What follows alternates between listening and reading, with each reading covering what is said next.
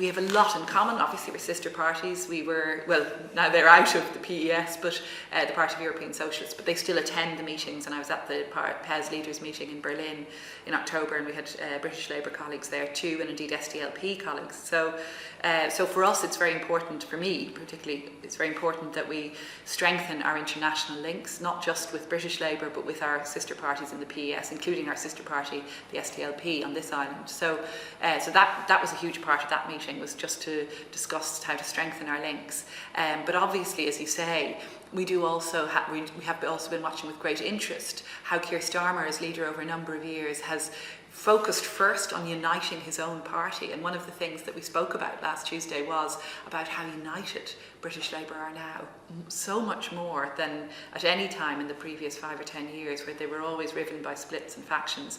And now at the party conference in September, it was really evident how united they are. Fairer, greener future, you know, the headline, and people like Ed Miliband, former leaders, who are now playing a really pivotal role within the party in pushing their policy agenda. And we're seeing that after some years where Keir Starmer was being derided for, not polling well and not bringing Labour up to the fore to be able to seen as a real contender against the Tories. We're seeing that has really shifted. So, so to me it is a lesson.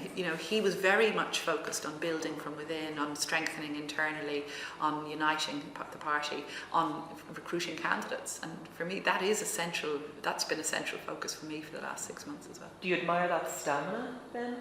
I do, yeah, but I mean, I've been in politics a long time myself, so one of my favourite headlines last summer was overnight success after 30 years. So I like to think I've got stamina too, but he certainly has, and that's been really impressive to watch. You mentioned that you're a long-time trade unionist, and Keir Starmer has been criticised about the protests in the UK, the RMT strike that has gathered a lot of admiration here, and obviously in the UK as well. Do you agree with that policy that he's taken on those strikes? Well, I didn't agree with the edict that Labour MPs shouldn't stand with the picketers. That's a personal view. I certainly wouldn't have thought of us ever doing that. Of course not. We're a party of the trade union movement. And we certainly don't agree with everything British Labour stand for or do. And indeed, for a long time we obviously had a huge difference over the war in Iraq. And even now, it's their clear and stated view. And we met with Peter Kyle and Stephen Doughty last week as well. Of course, their northern spokesperson, the European spokesperson, and their clear view is that if there were a referendum on the island of Ireland, that they would be in favour of the retaining the link with the United Kingdom, and that's not our position. We're a Connollyite Republican Party, as I've said, and I was delighted and honoured to take part in the Ireland's Future event with Colm Eastwood of the SDLP, and we have a very similar view in the north and on the need for unification referendum.